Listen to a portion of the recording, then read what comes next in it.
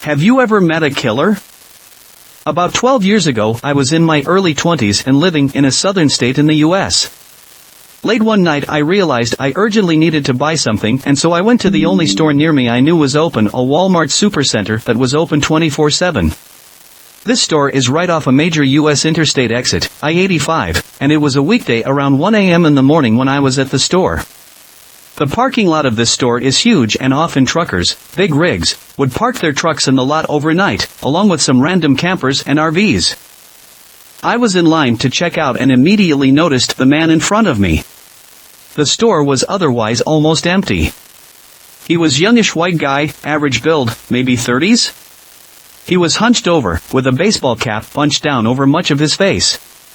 He purchased these items: a shovel, 3 packs of duct tape, rope, a set of zip ties, a box of latex gloves, a pair of leather gloves, an empty gas container, the red plastic kind, and a disposable cell phone, one of those track phone type things.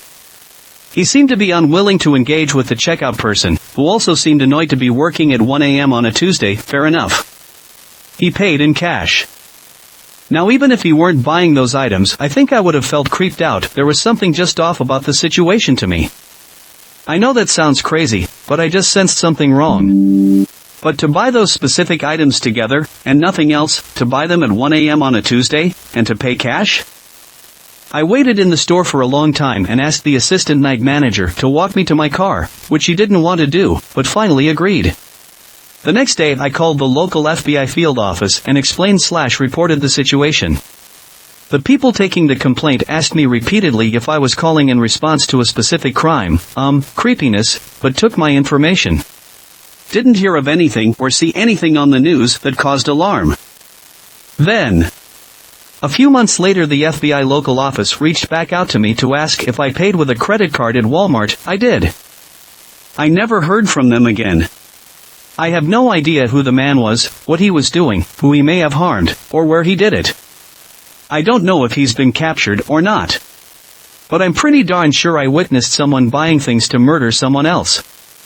Anyone else ever have a run-in with someone they suspected of killing someone else? My mom worked as the night auditor at a hotel where Neil Falls was often the only other employee present. He was the security guard. I only met him once in a passing, but she worked with him every night. Falls turned out to be a serial killer who was murdering escorts across the country and ultimately was done in by one in a pretty epic and TV/movie-worthy struggle. She fought him off with a rake while he was trying to strangle her. He put his gun down for a second to try and grab the rake, and she grabbed the gun and shot behind her, blowing his brains out. Cops found all sorts of crazy murder in his car. Not exactly the kind of story you expect to read about a coworker. I also had a coworker who was a murderer. In fact, he murdered another coworker and slept with her body under his bed for a couple of months. His name is Eric Grumpily. Google him if you want. There's plenty of news stories.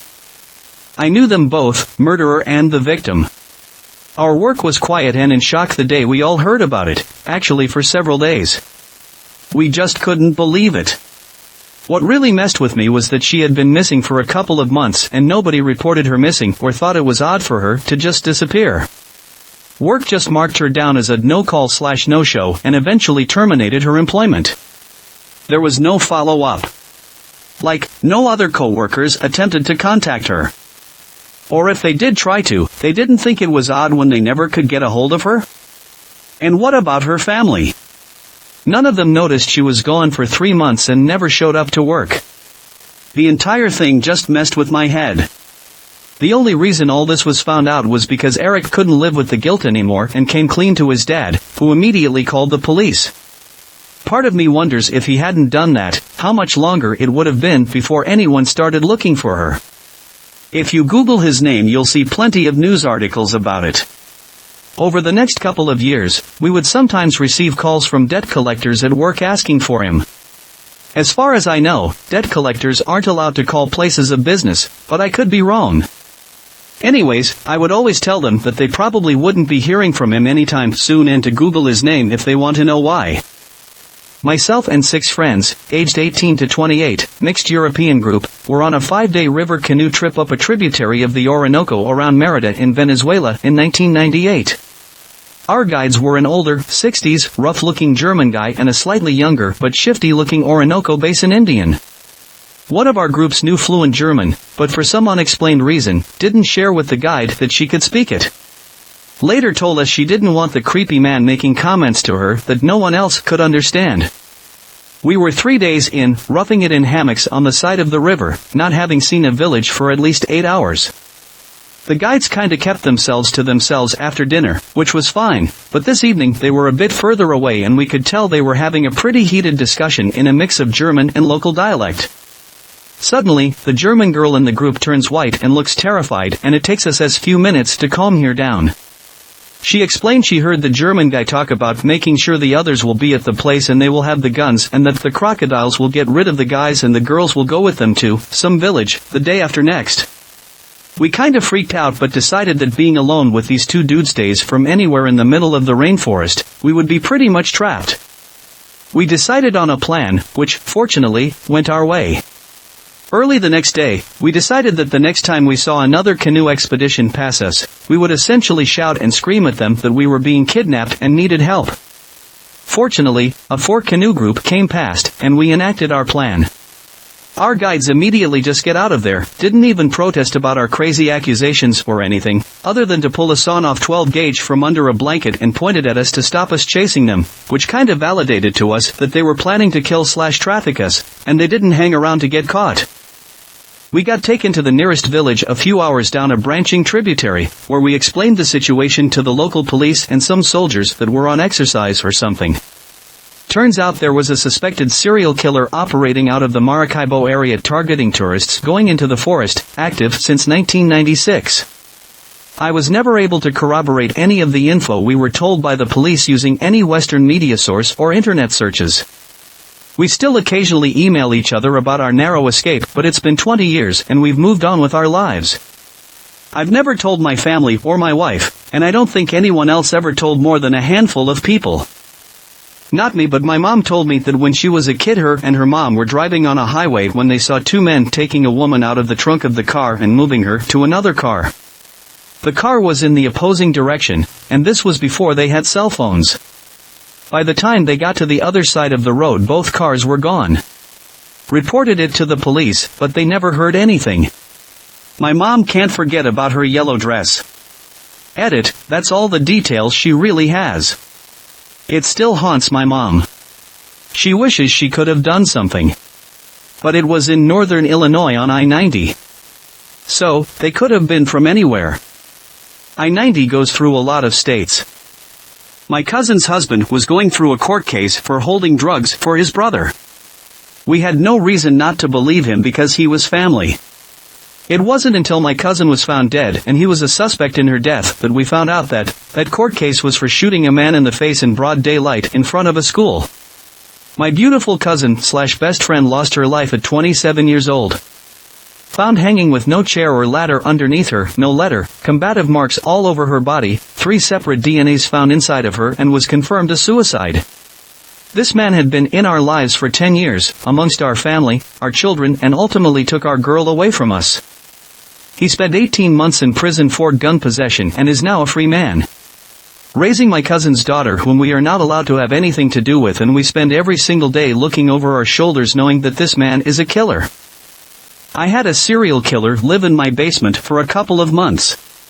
Little over 10 years ago my mom and I lived in an old apartment building with a shared storage space in the basement for the residents. One winter we found a homeless man in our storage area. He seemed like a nice enough guy, didn't seem to be an addict or anything, so we told him he could stay the winter down there if he wanted, but he had to be out by spring. We brought him some canned food and toiletries and pulled out an old mattress we had and some blankets. He was extremely grateful and even pulled out an old snow shovel and shoveled the driveway and sidewalk for us. Come spring, he was gone, just like he promised. We spent the next few weeks feeling rather good about ourselves, glad we were able to help a guy in a tough situation. Then, a few weeks later, as we were watching the morning news, we hear a story that a suspect in the recent rape and murder of 3 older women in the area had been arrested, and a picture of our former guest pops up. We were dumbfounded. We waited for the police to show up and question us, but they never did, and we never contacted them either, but we should have. My mom was pretty freaked out, and just wanted to wash her hands of the experience, but I don't think we were really in any kind of danger. All three victims were elderly women who lived alone in relatively isolated areas. A middle-aged woman and a 16-year-old male living in an apartment building in the middle of downtown is a lot riskier target and not even close to the profile of the previous victims. Still, it was a wild experience, and makes for an interesting story. Edit, I just talked to my mom about this experience to see if she remembered anything else. Apparently she did go to the police and just never told me. They took her statement, but she never had to testify or anything. They never questioned me though. Terrifying. Went on holiday with my parents around 96/97. Parents struck up conversation with another family poolside. Asked where they were from. The mum said, Gloucester, to which the husband quickly added Cromwell Street, actually. Still remember my mom's strained reaction of Jesus. Turned out they lived opposite each other. They got caught up in the media circus and in a macabre opportunity would charge press photographers to use the upstairs rooms to get photos of number 25. They had grown so used to it that it was all matter of fact to them, obviously shocked them though. Fred, he seemed fine. Didn't really speak much. Always thought Rose was a bit funny, British slang for being slightly odd, just goes to show, you never know. A relative of mine was in prison with Rose but never saw much of her because she was kept in a private wing. Some of the other inmates had a plot to stab her to death with her knitting needles. When I was 9 years old, my childhood best friend and her alcoholic father were over at my parents' duplex, also alcoholics, and this was common. That night, her dad had been at a bar during the day while the two of us were at school, and he had picked up a friend while drinking, and brought him go pick us up, and then over to my home that evening. They spent the evening partying while my friend and I played, as kids do, and by the end of the night when her dad and his friend were ready to leave, we both begged our parents to let her stay the night. My mom said no, for whatever reason. She spent the night on school nights a lot, so it was rare for her to say no, so we switched it up and asked if I could go to hers instead. Green light from her dad and my mom, but my step said no, and that was that. She left with her dad and the friend. I never saw her again. The friend was a deranged man, out of prison on parole, for aggravated assault I believe. He went with them back to their house to continue the party, and the following day offered to drive my friend to school. Her dad allowed it. The guy kidnapped her, sexually assaulted her, murdered her, and then tried to burn her body in an abandoned trailer. It was only a few days before she was discovered, and he was caught. To think how differently it could have gone haunts me. What if she had been allowed to stay the night? Would she be alive today? What if I had been allowed to stay the night there? Would I be dead too? This event has shaped my life in a negative way. I grew up terrified of everything. I suffer extreme paranoia and anxiety. I think of her every day. Journalist at a local newspaper doing the Sunday evening shift. Got a call about a guy whose car had been hijacked with his 2-year-old son in it. I met him at the police station to interview him, get a pic of the kid so we could publish and ask people to be on the lookout, etc. The man was devastated. I'd been a journalist for years, traveled all over, I was no pushover and generally really good at reading people. This man was clearly in a state. I had a tough time staying professional and not bawling my eyes out in front of him. At the end of the interview, I clasped his hands tightly, trying to convey how awful I found his situation to be. I told him all I could do was write the best story possible. Maybe someone would read it, see the pic, and help find the kid. I didn't sleep that night. The next day off after weekend shift, one of my colleagues phoned me. They'd found the body of the little boy at a rubbish dump. And they'd arrested his father for the murder. He'd had issues with the boy's mother, so murdered his own son out of spite or something. I don't know. I don't want to know. He made up the story of the hijacking. All I know is I shook the same hands that had killed a little boy. I cried for him while he just played me, knowing he'd killed his son just hours before. That haunted me for years. I'm a forensic psychologist. I work with psychopaths almost daily. Even trained professionals need time to figure out their makeup. Their ability to be absolutely convincing is an aspect of their pathology. I'd rather be duped by psychopaths 100 times than not be able to trust people at all. There, psychopaths, stuff becomes known soon enough. The fact that you cared so much says a lot about the kind of person you are. The world is much better for you being in it. I hope you can hang on to that part of you and not let the darkness chase it away. Let your identity be shaped by your actions, not the actions of others.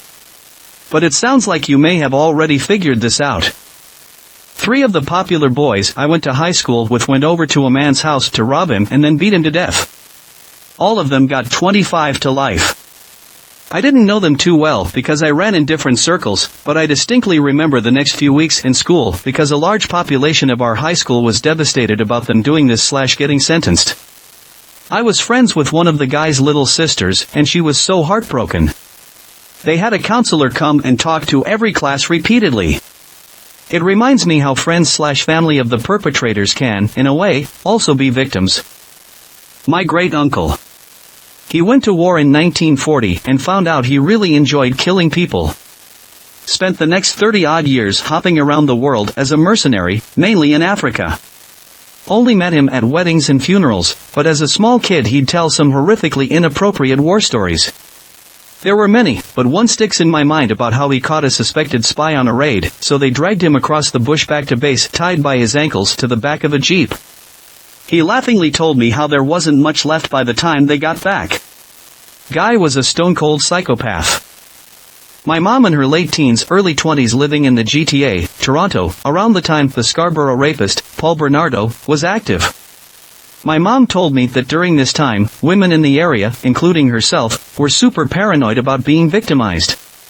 One night she was on the subway and a young guy was sitting across from her who she noticed kept staring at her. She felt uncomfortable especially due to her paranoia, and decided to test her gut feeling by standing up. He stood up too. She quickly sat down and tried it one more time before the next stop. Again, he got up when she did. Eventually her stop came up and she decided to get off. The guy got off too, and she said she immediately knew something bad would happen. He started following her and she bolted. She got lucky as she crossed the middle of the street because a bunch of vehicles passed and he couldn't cross, and she never saw him again. My mom told me that when Paul Bernardo was caught, my mom saw his picture in the news and felt chills. He was the guy on the subway. When I saw pictures of his victims, I also felt chills because when my mom was in her 20s, she looked exactly like Kristen French. It's pretty scary. We still live in the GTA and recently he was denied parole. The first year of college, I was in a small English class. It was a super small class, so we got pretty comfortable with each other. A couple of months into the semester, a 10-year-old girl was kidnapped and later found murdered. It was a major news story in Colorado. The biggest shock was finding out that the killer, Austin, was in my English class. Before he was arrested, we had done a class review of people's papers and my professor pulled my classmate's essay up on the projector. It was odd though, because his papers were usually well written, but this was full of grammatical and spelling errors and fragmented ideas going nowhere. Austin told us he was sorry about all the mistakes and that the draft was rushed because he was busy and couldn't focus. After he was arrested, a classmate realized that it was a day or two after she was kidnapped and murdered. One day, me and him walked together to our cars and had a discussion about morality and religion. That conversation stuck with me a lot, especially when some more details of his life and what led up to the murder came out. I still get an unpleasant feeling about it. I was waiting for a night bus by myself in the early hours of the morning. This guy came up to me and started talking to me and I could instantly tell something was off with him. I wasn't too worried as there were a couple of other people at the bus stop and I knew I didn't have long to wait until my bus anyway. He was asking me questions about my life which I was obviously trying not to answer, asking where I lived, who I was with etc. and after about 10 minutes also mentioned that he wasn't waiting for a bus. Okay? Then he took his hat off and asked if I liked it. I said sure. He proceeded to tell me that every time he kills somebody he buys himself a new hat. Okay, what? I'm now on high alert and freaking out so I just nod and don't say anything. I guess they took the kid as disbelief because he leant in closer to me and said, I have my wife tied to my bed right now. Okay. I saw a bus coming, It wasn't mine, but I hopped on anyway just to get away. It was very crowded on the bus, so I made my way to the front and looked behind me to see the guy following me onto the bus. I'm losing my mind at this point because I now know that he's following me. Then, just as the bus doors were about to close, somebody else gave him a hard shove and he fell out of the bus. I honestly could have cried with relief. The guy who shoved him off came up to me after and told me he'd been at the bus stop and had heard everything the guy had been saying to me. I still think about that night sometimes and wonder if I was talking to an actual killer or just some London weirdo with a few screws loose, and it weirds me out that I'll never actually know. When I was a teenager, I had a coworker who was pretty unsure. She looked like a sweetheart, but I quickly learned she was impulsive and quick to angry.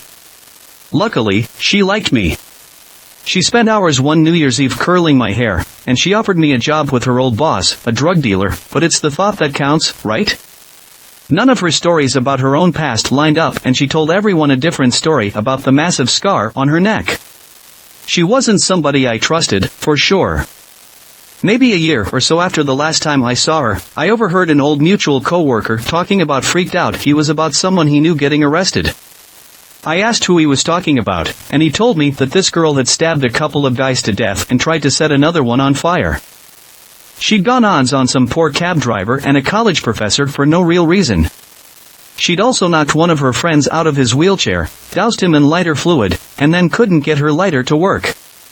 We found out later that she was found not guilty by reason of insanity for the murders.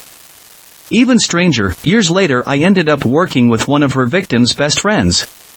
This coworker once told me a story about his professor friend, and then mentioned that the man had been brutally murdered. I recognized the circumstances of the crime and confirmed it was the same guy. This wasn't some small town, either. Crazy how connected we can be sometimes. Random encounter at a 24-hours dive diner that was the standard post-club hangout. Super crowded, this random guy comes up to our table and asks if he can just sit down, no singles available. He was older than all of us, but we're drunk and just trying to sober up before walking home. There was a group of about 10 of us, assorted company. Man was awkward, made a little small talk even though 3 of the guys tried hard to engage him, just felt strange. He ate his food, drank his coffee, thanked us for letting him have a seat, and went on his way. Imagine my shock when a few months later the news reported on a man found masturbating, as the original story went, near a corpse under a bridge. My best friend that I served with in the army for 3 years murdered a guy in 2015 and got away with it for about 2 years. He shot some guy and slowly disposed of the body over a period of time. I think that's the part that messes me up the most when I think about it, him cutting up a body and taking the time to scatter the remains. He was finally caught after forensics matched the bullet. He's in jail now, but things got worse. They found child porn on his computer, and he's also being charged with exploitation of a minor on top of the murder charges. Needless to say, it blew my mind when I found out. I grew up and spent most of my life in a small city in Germany's east. We had a prison in town built in the 1850s, later used by the Nazis and GDR Gov to get political opponents out of public and whatnot, which was straight up a freaking fortress. It was relatively small, so when Germany reunited they decided to use it as a high-security prison for the worst of the baddies of our state. Back then my mom was a nurse anesthetist and she met them all. Every time a detainee needed medical help they were taken to the hospital, and many of them weren't too happy, especially not when nurses and doctors all were women. The easiest way to get them down is a little injection.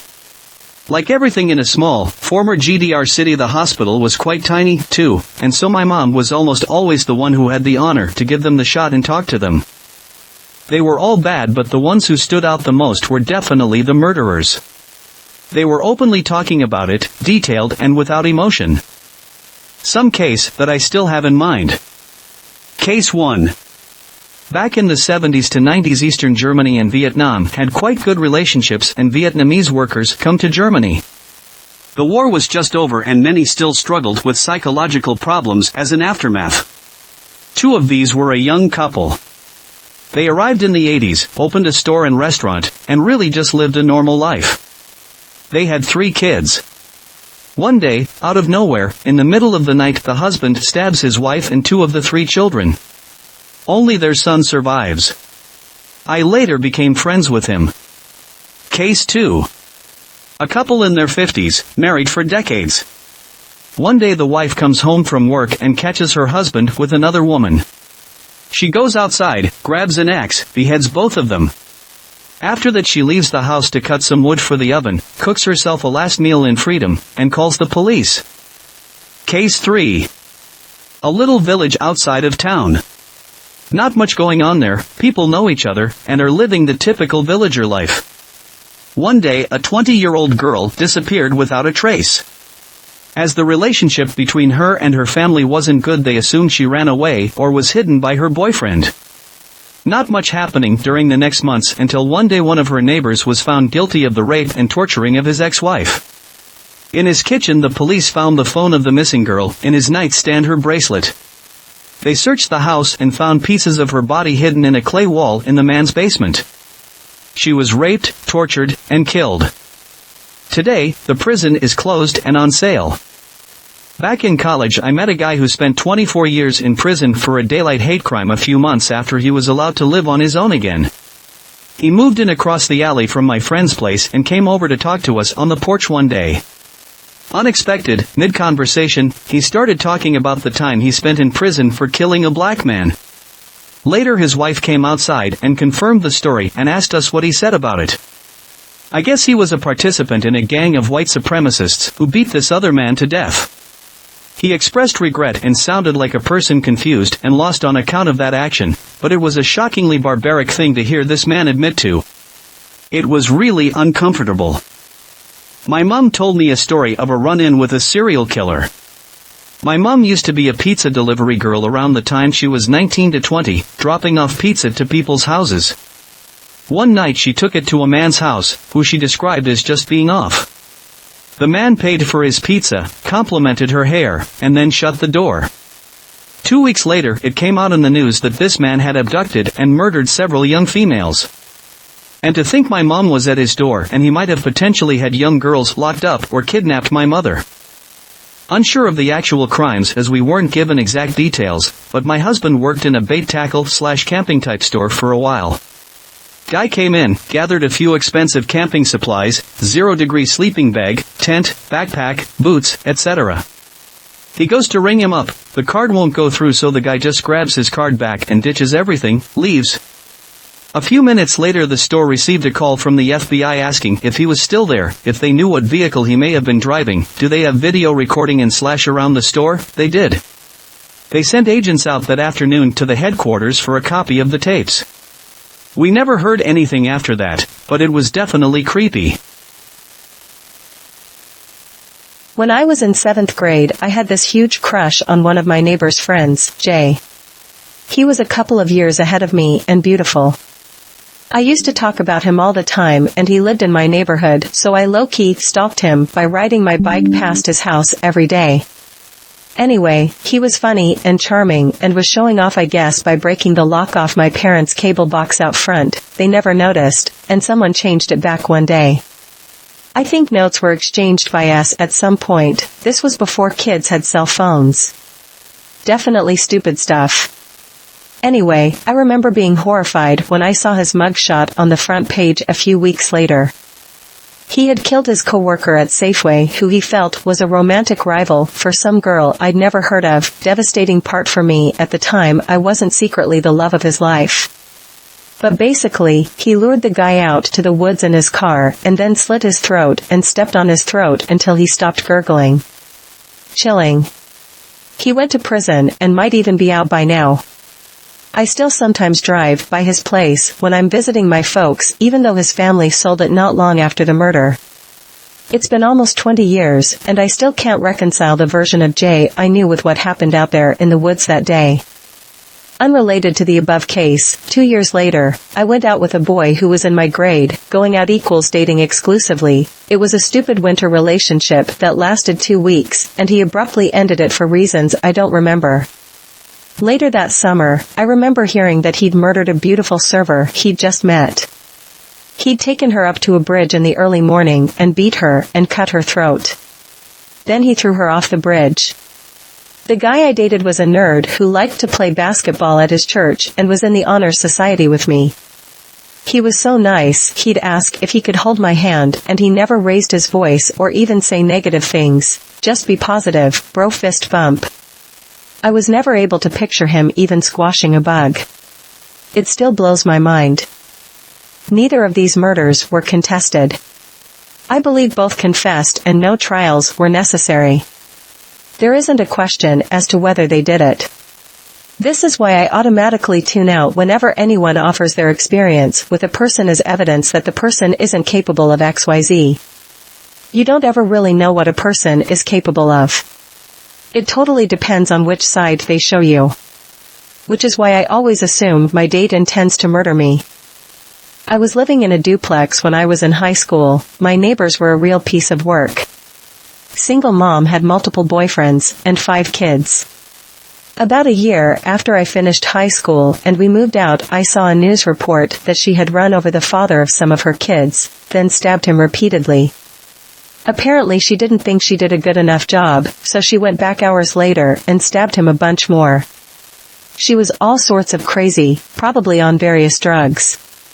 I always felt bad for her kids and tried to help them out when I could. I was at my 3rd trial at the Old Bailey in London. My story is interesting but not relevant, so I'll move on to the man I met.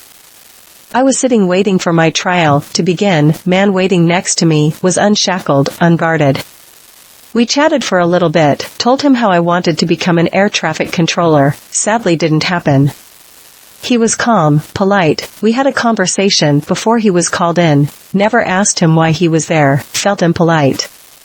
He goes into the stand, the judge comes in, as do the jury, and they all sit down and address the matter. They wanted to listen to the testimony of the police report a second time. Apparently, this dude was on a date with a friend and she rejected him or along those lines. He had a knife on him for whatever reason and started cutting the tips of his fingers and stroking her face with his blood. He gets angrier and starts getting aggressive towards her until she starts to try leaving.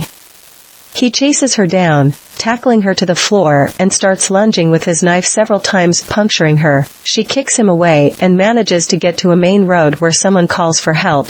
They said that she was bruised and looking like she was holding her stab wounds in from her gut. He flees at this point and an ambulance, and the police are called. It's sadly obvious what happens to the poor lady in this story. Honestly, I've been pretty shaken up before, especially the situation I was in. But sitting next to and having such a calm conversation with a man that I now know got sentenced guilty for those crimes keeps me on edge now. I can't see a normal stranger without that slight doubt in my mind of who they really are after that. I was attending college and met a guy who had spent most of his life under California Youth Authority. He had gone in when he was around 13, and because of crimes committed while incarcerated he was there until he was 21. We went out on a date, and as we passed a girl walking down the street he said, "She has a restraining order on me." I asked why, and he said they had a fight. He threw a cell phone at her. So, I thought, okay, that isn't so bad.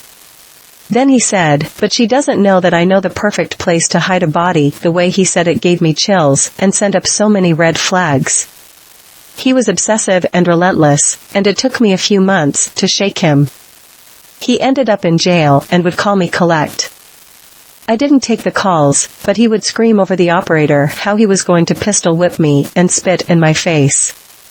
I went to file a restraining order on him, and the officer asked if he knew my address, which he didn't. They advised not filing since they would have to put my home address on the restraining order. Years passed and I googled his name. Found out a relationship he had been in ended. She was now engaged to a new guy. Restraining orders were filed, which he violated. He lost his job and then he went away for a year, came back, stalked them, and planned to murder them. He broke in, murdered him, and kidnapped her. He was convicted and given death. He didn't file an appeal and got his death date. Held a press conference, and when asked if he had any regrets he said, "I regret I didn't kill her." Then he filed an appeal and is still on death row. Pay attention to those red flags, people. About 5 years ago, I worked as a server in a hall that catered to large events, mainly weddings. One day a woman started named Christine. She was mid-40s, had fake breasts, bleach blonde hair, and a soft baby-like voice.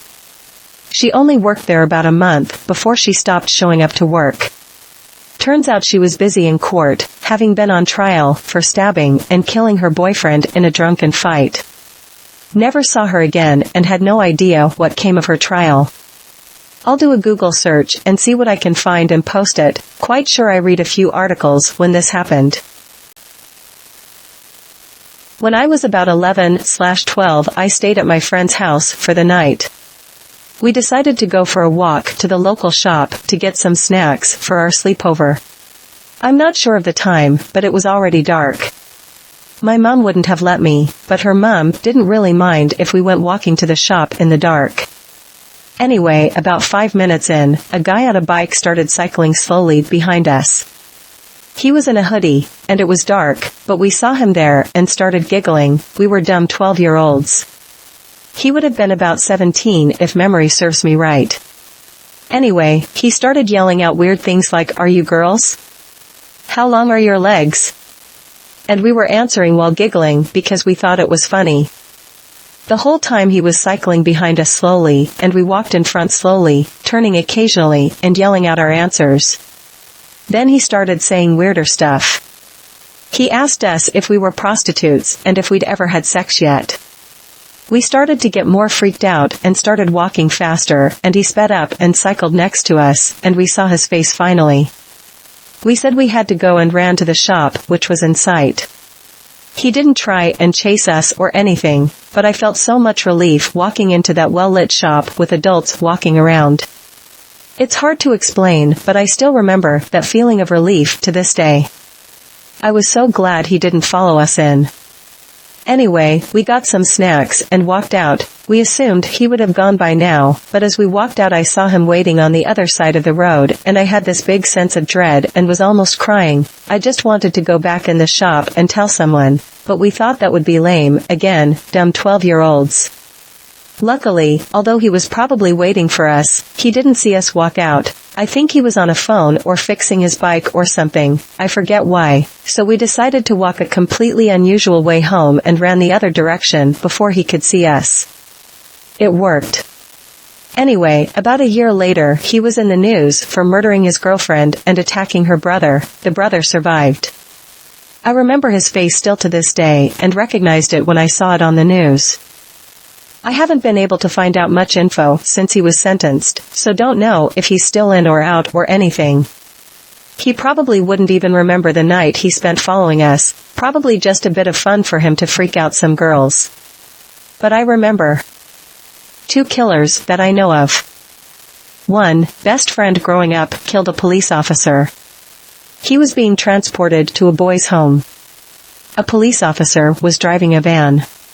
Friend had tiny wrists. He got out of his cuffs, shot the police officer in the back of the head with his own gun. He's in prison for life in Wyoming for this. And while in prison, he tried to kill a teacher while he was an adult, so he's never getting out. This was in around 1991 or so. 2, out at a show one night. See this man that looked like Sideshow Bob with no eyebrows. Puffy shirts like on Seinfeld. Really strange-looking man. Weird vibes. Buddy's GF knew him. She was kind of lingering around. We decided we're going across town to a house party. Man asks if he can tag along. We already have 5 people in a tiny car with no more room. He looked really bummed, and I remember him saying he didn't want to go home that night. I wake up in the early afternoon, wander down to the bar by my house for some food and beer to shake out the cobwebs, and after a while a news story pops up. Guess who got arrested for murdering his wife? Sideshow Bob looking man. He left that show and went back to his apartment and strangled his wife and mother of his child to death. Called my friends that went with me, and we were all tripping out. Can't for the life of me remember his name, but this was in Portland, Oregon around 2002 to 2003 or so. My father-in-law lived in LA during the 1960s and 70s. He drove a pretty flashy car and would ride it around town. One day, he was sitting at a stoplight and a van of people stopped next to him. He described it as a van of crazy-looking hippies. The guy in the driver's seat started pointing to him, then talked to the other people in the van. My FIL got a weird feeling about them, but the light turned green, and he sped off down the road. He goes about his business as usual, but the stop stays in his mind. Years later, he was reading a book on Charles Manson. There was a part in the book where the Manson family stops at a stoplight next to the same car my father-in-law used to drive. Manson points at my father-in-law and tells his group to get out of the car and kill the man at the stoplight. They opened the van door on the opposite side so he wouldn't notice and started walking around the back of the van when the light turned green, and they sped off. My father-in-law lived in LA during the 1960s and 70s. He drove a pretty flashy car and would ride it around town. One day, he was sitting at a stoplight and a van of people stopped next to him. He described it as a van of crazy-looking hippies. The guy in the driver's seat started pointing to him, then talked to the other people in the van. My FIL got a weird feeling about them, but the light turned green, and he sped off down the road. He goes about his business as usual, but the stop stays in his mind. Years later, he was reading a book on Charles Manson. There was a part in the book where the Manson family stops at a stoplight next to the same car my father-in-law used to drive. Manson points at my father-in-law and tells his group to get out of the car and kill the man at the stoplight. They opened the van door on the opposite side so he wouldn't notice and started walking around the back of the van when the light turned green, and they sped off. Years ago, I babysat a 7-year-old girl who was the daughter of a family friend of ours. We became so close, me, the daughter, and her mother, going on day trips, having sleepovers, going camping like friends would. The mother had been involved in a bitter custody battle over the daughter with her ex-husband who lived in another province. From what I had heard, the guy often kept the kid way too long, to spite the mom. I knew that the mother had been struggling with her mental health, but never realized she had been slipping so much. I was 14 when my parents pulled me out of school to tell me the mother/daughter had been in a car accident and the daughter had not survived. I was devastated. I bawled for days. It felt like I had lost a sister. I found out soon after that the mom had killed her daughter in some sort of episode and drove her car, daughter and trunk a few blocks before nearly driving into a ditch and confessing the murder to police who had pulled her over. She had had some kind of mental break and in her eyes, thought she was protecting her daughter, planning to kill herself and join her before being stopped. I don't believe it was ever about revenge. It was difficult enough to deal with my friend's death, but the betrayal and ambiguous loss I felt for the mother consumed me. I had spent years as a part of this family only to watch it ripped to shreds before my eyes.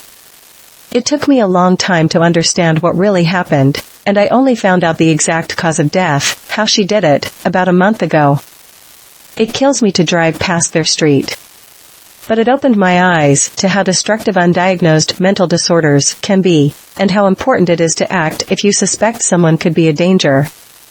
I know now that she wasn't evil. In fact, I still believe she was one of the most loving mothers I ever encountered, but it's taken me years of working through anger and confusion to get to that point.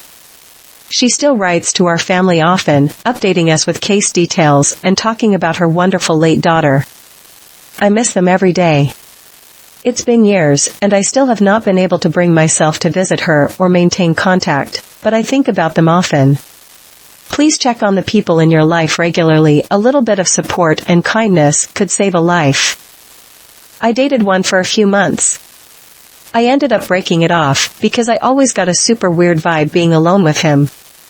Near the end I was making all of our nights out into double dates, or just bringing a friend along, so I figured it was better just to break it off.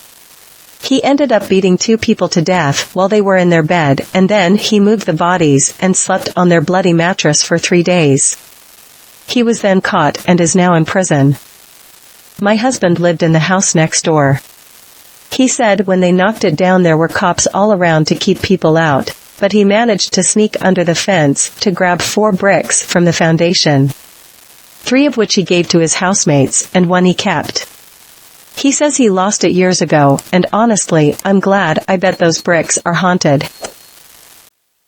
Thanks for watching. Please comment, like, share and subscribe. The Internet Surfer on YouTube for more horror and scary stories.